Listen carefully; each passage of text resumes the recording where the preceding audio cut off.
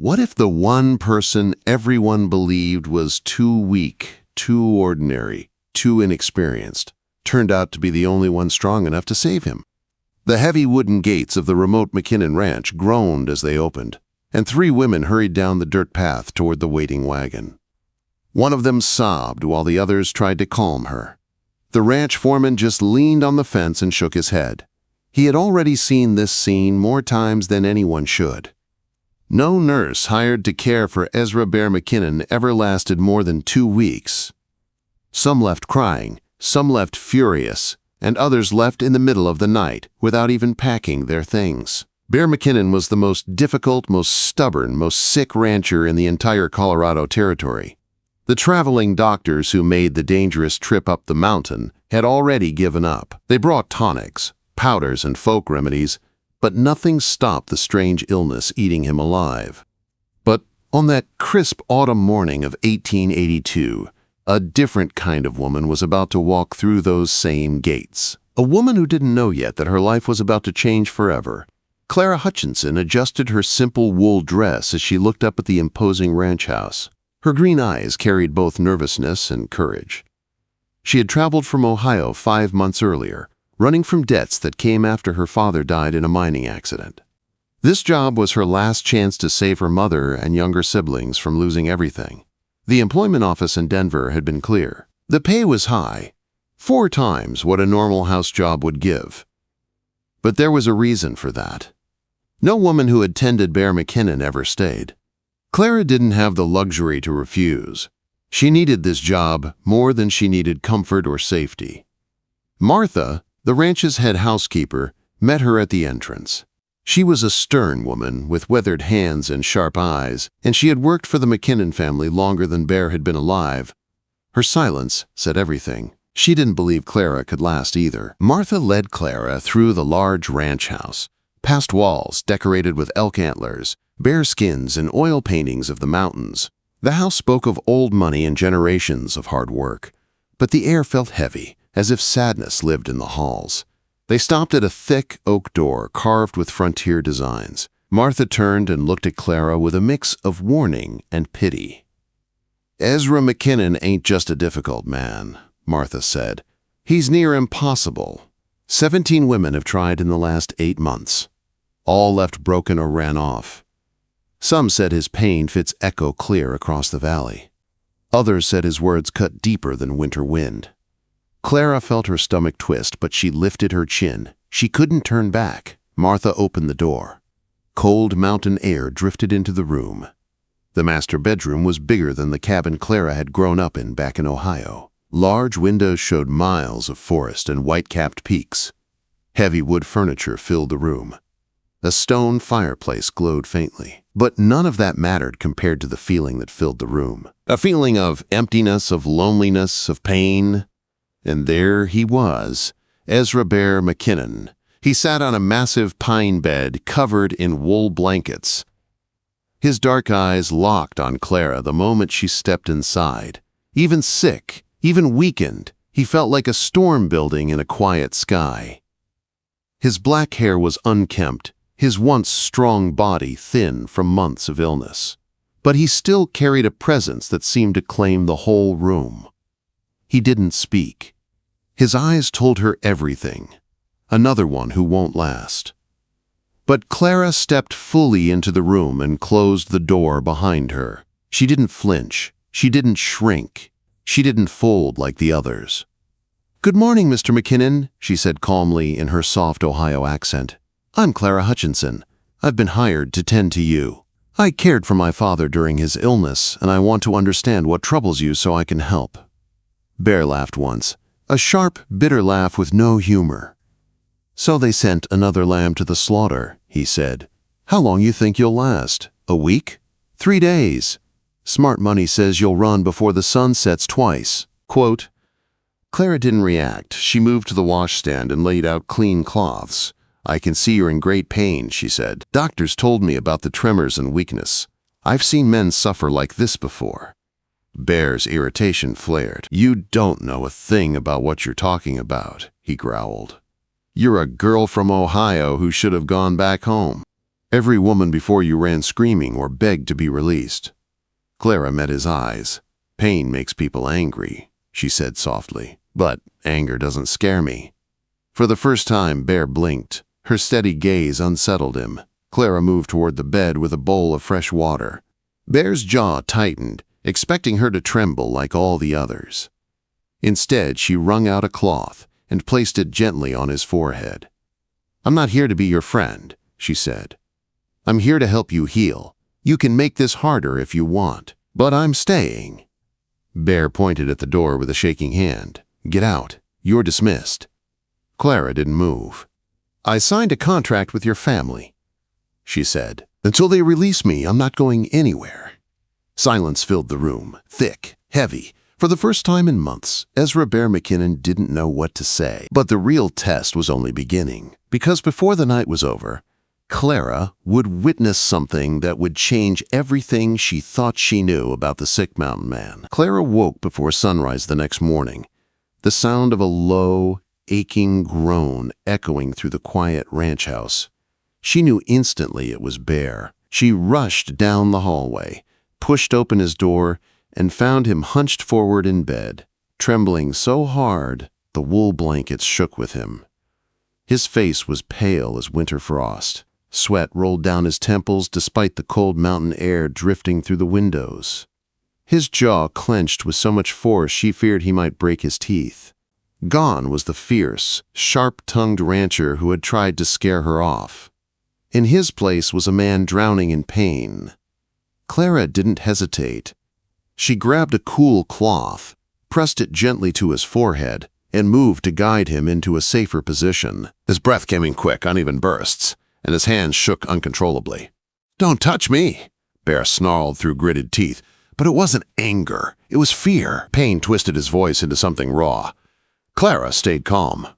"I'm not leaving you like this," she said softly. Bear squeezed his eyes shut, another wave of pain hitting him hard enough to make his whole body stiffen. Clara steadied him as gently as possible, supporting his shaking shoulders until the worst of it passed. She had seen suffering before, but nothing like this.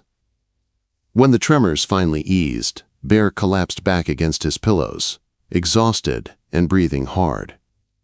His eyes opened slowly, and for the first time since she arrived, Clara saw the truth behind them. He was afraid.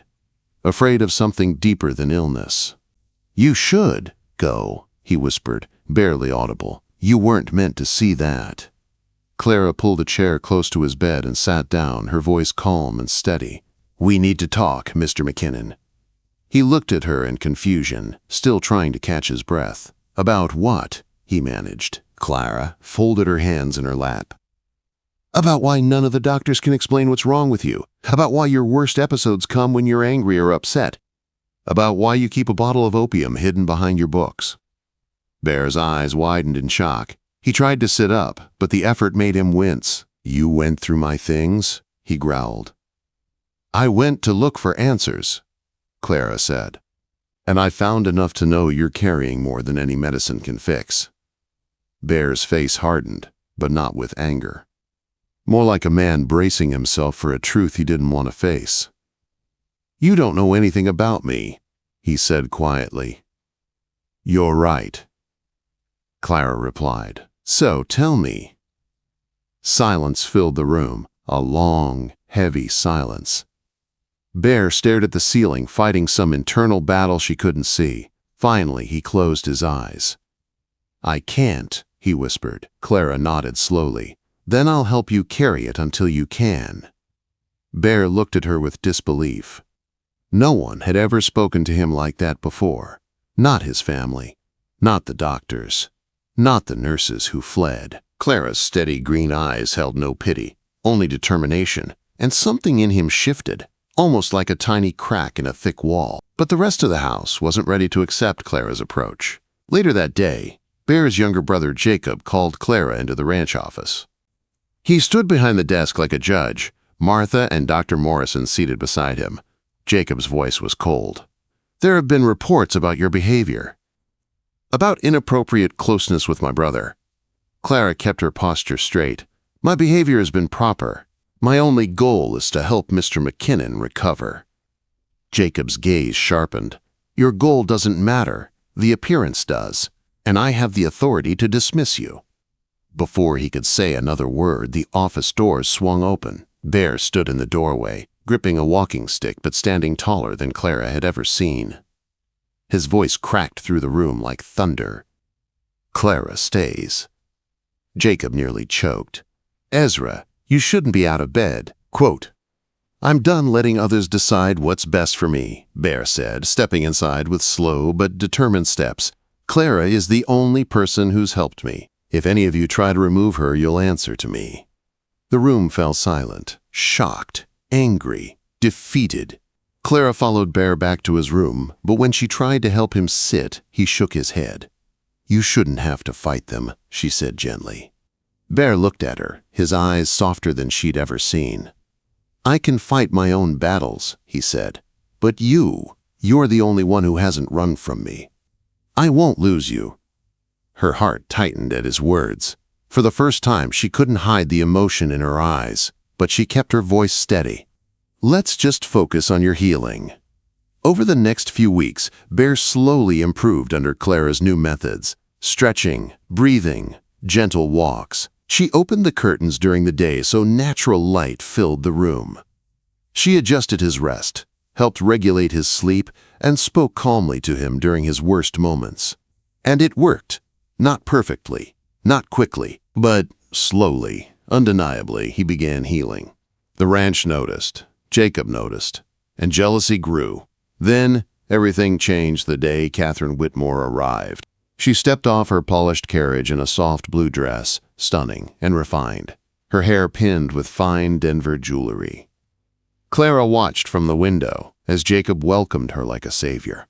Bear appeared beside Clara a moment later, leaning on his cane. "That's Catherine," he said, his voice low. "Our families once discussed a match." Clara's heart sank. For a moment she forgot how to breathe. Bear continued, his voice rough, "But that was before." He didn't finish. He didn't need to. In the days that followed, Bear grew distant. He canceled his walks with Clara. He avoided her eyes. He spent more time with Catherine, who laughed softly and spoke with perfect manners. Clara told herself it didn't matter, that she was just a nurse.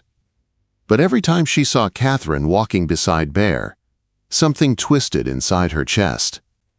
One evening, Clara was finishing Bear's stretches when he suddenly stopped and looked at her. "Clara," he said quietly, "I can't keep pretending nothing is happening between us." Clara's breath caught. "Bear, don't. I love you." The words hit her like a blow and a blessing at the same time. Tears filled her eyes. "And I love you," she whispered. "But it doesn't matter. We can't." "Yes, we can," he said, stepping closer. "I don't care what my family thinks." Before Clara could answer, the door burst open. Jacob and Catherine stood there. Both of them saw the tears. Saw how close Bear stood to Clara. Saw everything. Jacob's voice was cold as ice. "This settles the matter. Miss Hutchinson is finished here." But Bear stepped forward, placing himself between Clara and Jacob. "No," he said firmly. "It settles something else entirely." He took Clara's hand. "Clara and I are getting married."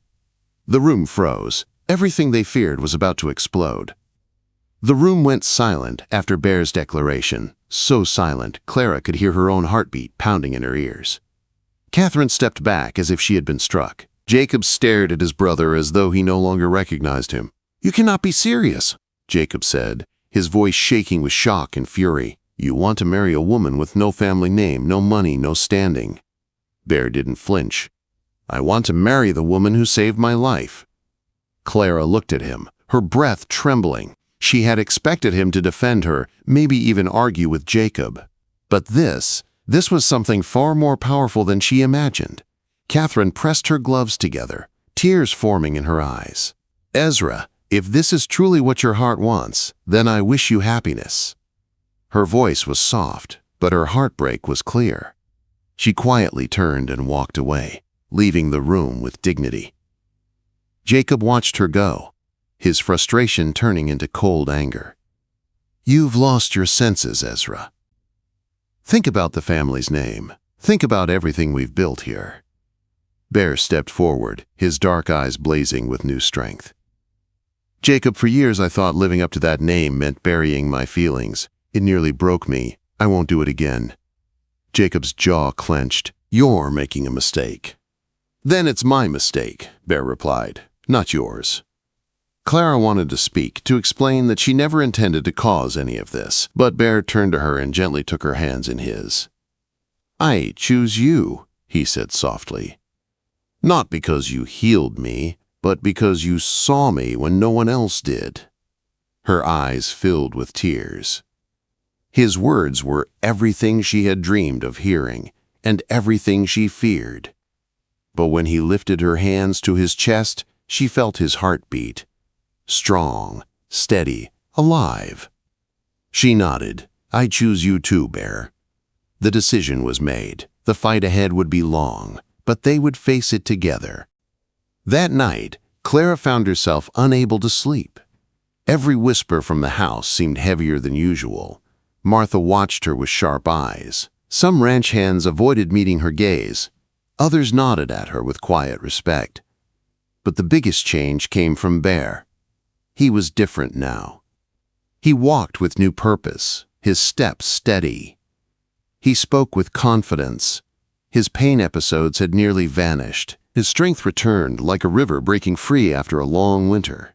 And the ranch noticed. The next morning, Bear called for a meeting in the main hall. Everyone, ranch hands, house staff, even Dr. Morrison, gathered to hear what their recovering leader had to say. Bear stood tall, no cane in sight.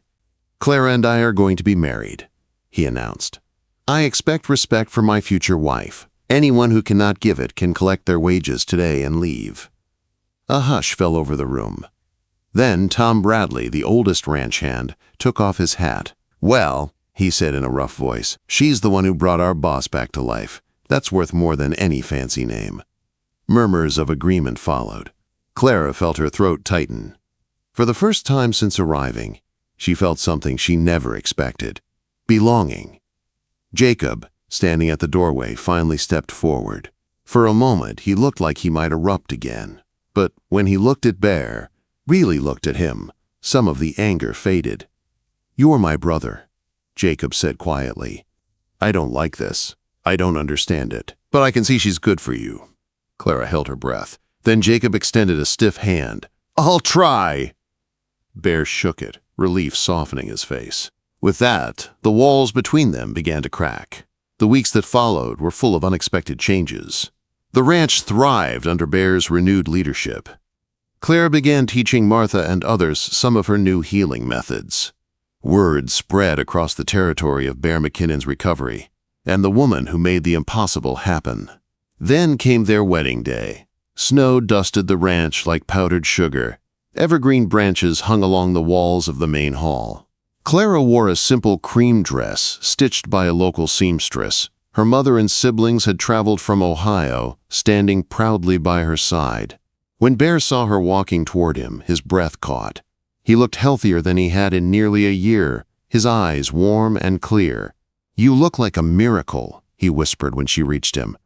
Clara smiled, her voice shaking with emotion. "You were the miracle, Bear. I just helped you remember who you were." Quote, their vows were simple, spoken from the heart. When Bear promised to protect her, honor her, and love her for every sunrise the mountains gave them. And when Clara promised to stand by him, to heal him when he fell weak, and to hold him when darkness tried to return. There wasn't a dry eye in the room. They sealed their vows with a kiss that held months of pain, healing, fear, and hope. The small gathering erupted with cheers. Jacob, standing to the side, wiped his eyes quickly before anyone saw. Dr. Morrison nodded with respect. Martha actually smiled, something Clara had never thought she'd see. And outside, the mountains stood tall and steady, as if blessing the union of two broken hearts that had found healing in each other. 5 years later, Bear and Clara built something greater than a ranch. They created a healing center where Clara taught others how to treat the kind of pain doctors couldn't explain. Bear became known as a leader with wisdom forged from suffering, misfortune, and love. They had 2 children, a daughter named Sarah Grace, and a son named Thomas. And every evening, Bear held Clara close on the porch, watching the sunset paint the peaks gold. "You saved me," he would whisper. Clara would rest her head on his shoulder and reply, "No, you fought your way back. I just refused to let go." Their love story became a legend in Colorado. People spoke of the unlikely woman who healed a sick mountain man when no one else could, and how that healing turned into the kind of love most only dream about. A love strong enough to change a life, a love strong enough to heal a broken soul, a love that truly did the impossible.